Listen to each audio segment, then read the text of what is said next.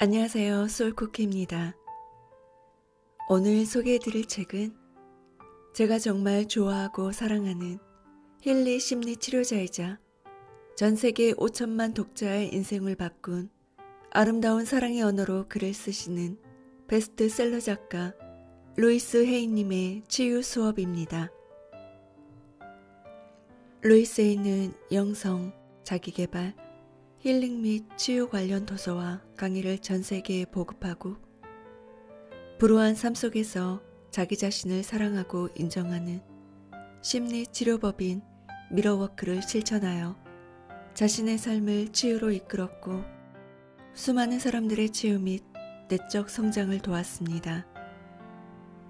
나를 위로해주는 마법의 긍정 학원 루이스 헤이의 치유 수업.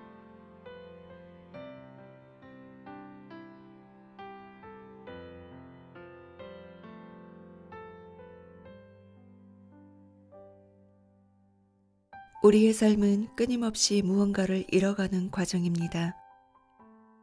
인생이라는 여정에서 우리는 사랑하는 사람과 이별을 하기도 하고 평생을 함께할 줄 알았던 배우자와 헤어지기도 하며 가족과도 같았던 반려동물을 잃기도 합니다.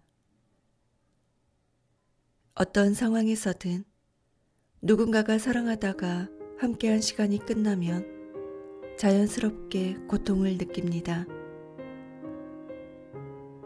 상실로 인한 슬픔은 힘겨운 감정이지만 우리의 고통에 괴로움을 더하는 것은 다름 아닌 우리의 생각입니다. 이별이나 이혼 또는 죽음을 겪은 이후에도 새로운 현실을 창조할 수 있는 능력은 우리 내면에 오롯이 남아 있습니다. 그 능력을 찾기 위해서는 무엇보다 상실에 대한 생각을 바꿔야 합니다. 상실로 인한 슬픔과 고통에 갇히지 않고 슬픔을 온전히 느껴야 합니다. 그리고 슬픔을 치료받아야 할 문제가 아니라 삶의 자연스러운 일부로 받아들일 수 있어야 합니다. 이 책에서는 일상 속에서 겪는 사소한 상실에서부터 사랑하는 이의 죽음까지 다양한 종류의 상실로 인한 슬픔과 고통에서 벗어난 앞으로 계속 나아가기 위한 길을 제시하고 있습니다. 이는 고통을 부정하거나 고통에서 도망치라는 뜻은 아닙니다. 고통을 온전히 느끼고 겪은 후에 새로운 삶이 펼쳐지도록 해야 한다는 의미입니다. 이를 위한 궁극적인 방법은 긍정 확언, 다시 말해 긍정적인 자기 대화일 것입니다. 하지만 그 전에 먼저 우리가 중점적으로 다루게 될 세 가지 중요한 단계를 거쳐야 합니다. 그것은 바로 자신의 감정을 온전히 느끼고 과거의 상처를 치유하며 관계에 대한 왜곡된 생각을 바꾸는 것입니다. 고통을 치유하며 그 고통을 놓아주기 위해 가장 먼저 해야 할 일은 그 감정을 온전히 느끼는 것입니다. 어떤 이들은 자신의 감정을 제쳐놓고 무시하기도 하고 그런 감정들을 잘못된 것으로 여기기도 하며 너무 사소하게 혹은 너무 과도하게 판단하기도 합니다. 또 당신은 마음속에 수많은 감정을 묻어두고 종종 분노를 꾹꾹 눌러 담고 있을 수도 있습니다. 그러나 치유를 위해서는 반드시 그 감정들을 털어내야 합니다. 이 책에서 가장 강조하고 싶은 것은 바로 긍정 확언입니다. 확언은 긍정적이든 부정적이든 믿음을 강화해주는 말입니다. 당신은 항상 머릿속에서 무언가를 확언하고 있습니다. 하지만 안타깝게도 생각이 왜곡되어 있으면 주로 부정적인 확언을 반복하게 됩니다. 우리는 당신이 무의식적으로 사용하고 있는 부정적 확언을 깨닫고 새로운 긍정 확언을 당신의 삶에 끌어들이기를 바랍니다.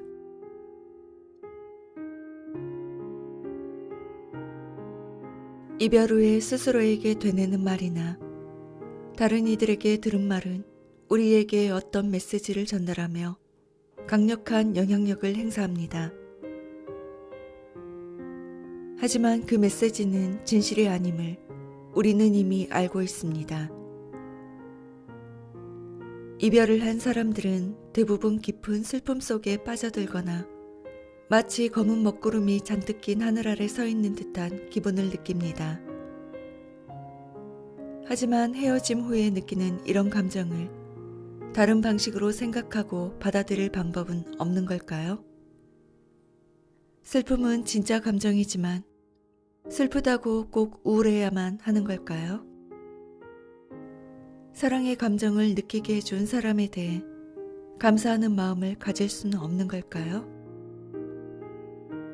잠깐 멈춰서서 정말 멋진 시간이었어. 내 인생에 놀라운 한 장을 장식했어 라고 생각할 수는 없을까요? 연애를 끝내고 좌절감이나 분노를 느끼는 대신 상대방과 악수하며 당신과 함께한 시간은 정말 즐거웠어요 라고 말하고 자신의 길을 갈 수 있다면 정말 좋지 않을까요? 혹은 고마워요. 당신과 만나며 많은 걸 배웠어요 라고 말하는 건 어떨까요? 대부분의 사람들이 그렇듯이 당신도 사랑에 빠지면 장밋빛 인생이 펼쳐진다고 생각할 겁니다. 그렇다면 이별 후에 혼자 지내는 시간은 당신에게 어떤 가치가 있는지 생각해 보세요. 그러려면 먼저 이별 후에 찾아오는 고통을 충분히 느껴야 합니다. 끊임없는 부정적인 생각은 괴로움을 더할 뿐입니다. 부정적인 생각이 꼬리를 물 때는 사람들과 대화를 해보세요. 특히 세상을 오래 살면서 경륜을 쌓은 분들과 이야기를 나눠보세요. 누군가와 사귈 때는 물론이고 사귀지 않을 때에도 그들의 삶이 얼마나 멋졌는지를 한번 들어보세요. 의식의 모든 단계에서 대화와 명상을 하고 기도를 하고 긍정 확언을 하는 것은 놀라운 치유력을 지니고 있습니다. 어떤 사람들은 이별 이후의 시간이 인생에서 가장 심오한 시간이었으며 재창조와 개혁, 성장의 시간이었다고 말하기도 합니다. 많은 사람을 괴롭히는 것 중 상당 부분은 두려움입니다. 관계의 상실에서 가장 근본적인 두려움 중 하나는 버림받았다라는 감정입니다. 예를 들어 그 사람은 나와 함께 했어야 했어 라고 생각할 수도 있을 겁니다. 하지만 그걸 어떻게 확신하죠? 어쩌면 그건 사실이 아닐 수도 있습니다. 다른 방식으로 한번 생각해 볼까요? 당신은 아마 20살에 2년 동안 한 사람과 로맨틱한 연애를 하고 30살부터 20년 동안 다른 사람과 행복한 결혼 생활을 하게 될지도 모릅니다. 사람들은 언제든 당신 삶에 들어왔다 떠나갑니다. 그런 게 바로 사랑입니다. 우리가 당신의 생각을 바꾸라고 요구하는 것처럼 들리나요? 맞습니다. 하지만 정말로 바꾸길 바라는 것은 단 한 가지. 상실을 부정적인 방식으로 받아들이는 것 뿐입니다. 우리가 궁극적으로 바라는 것은 당신이 스스로 생각을 확대하여 삶에서 일어나는 여러 사건을 더 넓은 시각으로 바라보는 것입니다. 우리가 누구이며 무엇을 두려워하고 우리의 힘은 어디서 나오는지 그리고 진정한 사랑의 의미는 무엇인지 이해할 때 비로소 관계 속에서 새로운 기회를 찾을 수 있습니다. 다른 이들과의 관계라는 것이 때로는 몹시 실망스럽고 힘들고 가슴 아픈 경험일 수 있다는 것을 우리는 누구보다 잘 알고 있습니다. 따라서 관계가 배움의 기회라는 생각은 우리의 직관에 어긋나는 것처럼 보일 수 있습니다.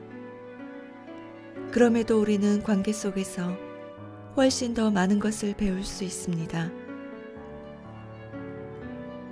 관계는 우리에게 진정한 사랑과 치유의 방법을 찾을 수 있는 최고의 기회를 가져다 줍니다.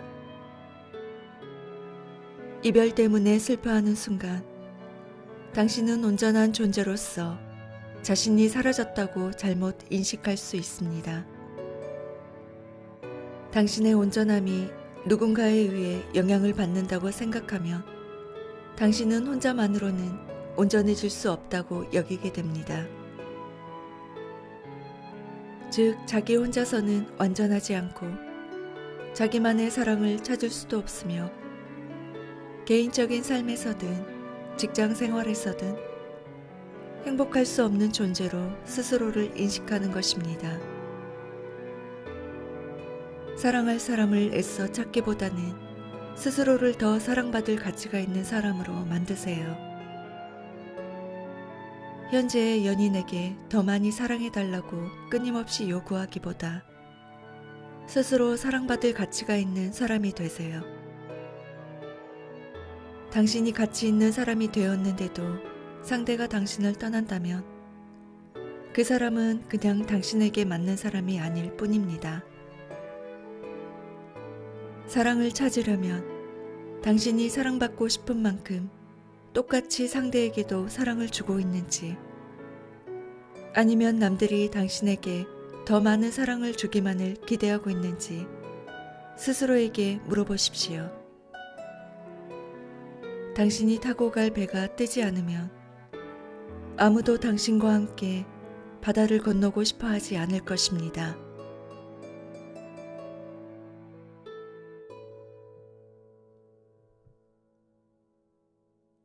버림받았다는 감정 때문에 괴로워하는 사람이 있는가 하면 어떤 이들은 상대방을 통제하려는 성향 때문에 문제에 직면합니다. 전자가 어린 시절에 사랑받지 못하고 버려졌다는 느낌을 받으며 자랐다면 후자는 어린 시절에 지나친 통제 속에서 성장한 이들입니다. 그 결과 사랑받지 못한 이들은 애정에 굶주리고 통제 속에 자란 이들은 냉담한 성격을 갖게 됩니다. 그런데 애정이 결핍된 사람과 냉담한 사람이 연인이 되는 것을 자주 보게 됩니다.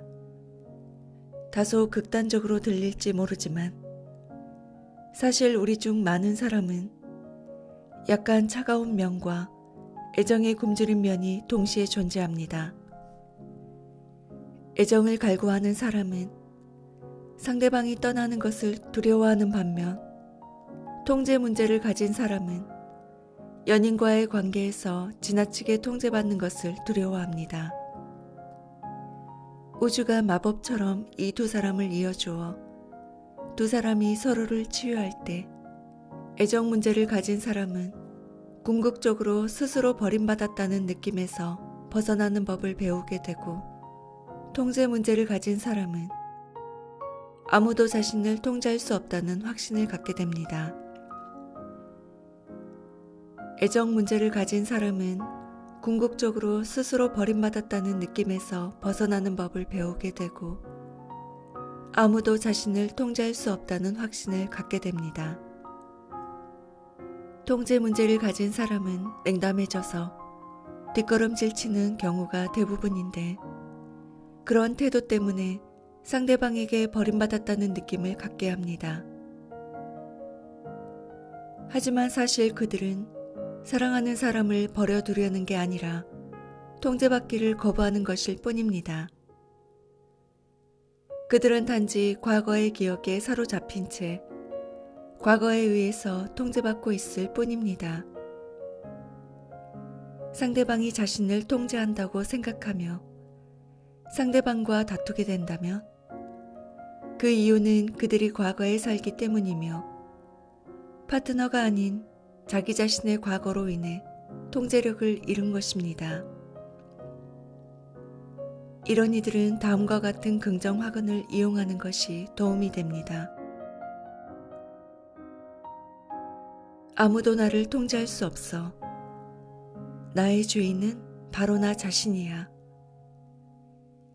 내가 통제받고 있다는 느낌이 들면 나의 과거를 사랑과 함께 놓아주는 거야. 그러면 현재의 순간을 느낄 수 있어. 나는 내가 무엇을 원하든 자유로워. 선택은 항상 나의 몫이야. 통제 문제를 가진 사람들은 자신이 충분히 자유롭다는 사실을 인식하고 모든 경험의 원인과 결과가 존재함을 이해함으로써 치유될 수 있습니다. 자신을 통제하는 것은 상대방이 아님을 알아야 합니다. 누군가와 연인이 된다고 해도 그 관계가 더 발전하지 못하는 경우가 많습니다. 상대방이 자신에게서 우선순위를 기대하는 것이 부담스럽고 그 결과 자기 자신도 상대방의 우선순위에서 밀려나게 되면서 기분 나쁜 감정을 느끼기 때문입니다. 이것은 버림받았다는 느낌을 갖고 있는 사람도 마찬가지입니다. 이런 사람들은 상처에서 비롯된 욕구로 상대방에게 애정을 갈구하게 되고 이 때문에 상대방에게 지나치게 통제받는다는 생각을 갖게 합니다. 이런 이들이 애정결핍 상태에 있다면 그들 역시 과거에서 사는 것입니다. 이런 이들에게 도움이 되는 긍정 확언은 다음과 같습니다.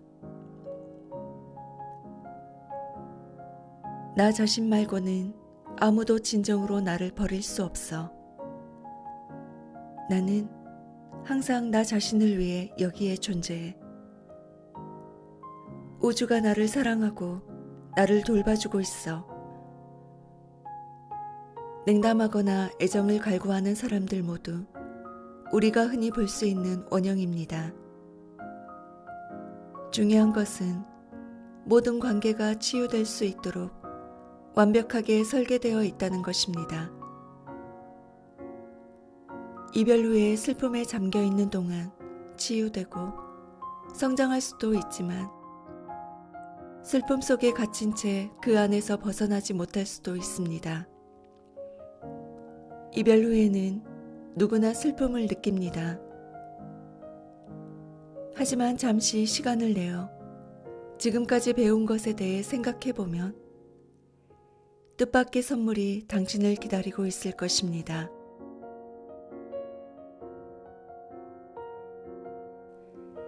영화 속 주인공은 자기가 사랑하는 사람이 자신을 사랑하지 않을 때 결코 그 짝사랑을 포기하지 않고 상대의 사랑을 갈구합니다. 그리고 우여곡절 끝에 주인공의 짝사랑 상대는 주인공이 자신의 진정한 사랑이었음을 깨닫습니다. 하지만 현실에서 당신이 짝사랑하는 상대에게 고백을 한다면 대부분은 이렇게 말할 겁니다. 고마워요. 하지만 당신은 내 타입이 아니에요. 당신이 그런 상황에 놓인다면 어떤 생각을 할까요? 지금은 그 사람이 날 원하지 않지만 언젠가는 나의 진심을 알아줄 거야 라고 확신하거나 그가 날 사랑하게 만들겠어. 언젠가 그는 내 사람이 될 거야 라고 다짐하나요? 동화 같은 생각에 빠져 현실을 외면하고 있지 않나요? 그 순간 당신은 힘들고 슬퍼해야 합니다. 상대방이 자신을 사랑하지 않음에 실망하고 온전히 슬퍼한 다음 그 사람과 완전히 끝낼 수 있는지 생각해 보세요. 왜 당신을 원하지 않는 사람을 쫓아다니죠? 왜 그런 애정 욕구를 의식 속에 가져오고 싶은 겁니까? 자신을 사랑하지 않는 사람의 사랑을 갈구하는 대신 다음의 확언을 떠올려 보세요. 나를 사랑하는 사람이 나를 향해 오고 있어. 나에게 맞는 사람은 내가 누군지 알 거야. 누구에게도 나를 사랑해달라고 설득할 필요는 없어. 언젠가 나에게 맞는 사람이 나타나 나를 사랑해 줄 거야. 관계가 끝날 때 당신이 느끼는 슬픔은 종종 일이 잘 풀리지 않고 인생이 꼬였다는 오해의 감정을 불러일으킵니다. 물론 관계가 끝난 후에 느끼는 외로움은 큰 상처가 될 겁니다. 하지만 외로움에 집중하면 더 비참해질 뿐입니다. 현실을 인정하고 당신의 의식에 더 긍정적인 생각이 들어오게 하세요. 당신의 슬픔을 들여다보세요. 그리고 스스로에게 물어보세요. 모든 게 내 뜻대로 펼쳐지고 있다면 지금 내 기분은 어떨까? 만약 여러분이 그 관계에서 비롯된 슬픔에서 자신을 분리할 수 있다면 당신은 오래된 상처의 내밀한 곳에 닿을 수 있고 마침내 그 상처를 제거할 수 있습니다. 슬픔 속에서 스스로 반복하는 버림받음과 관련된 문제를 발견할 수 있습니다. 그것은 아마 어렸을 때 부모로부터 거부당한 기억이나 첫사랑의 상처일 수 있습니다. 이런 내면의 상처를 치유한다고 해서 당신의 다음 관계가 반드시 옳을 것이라고 장담할 수는 없습니다.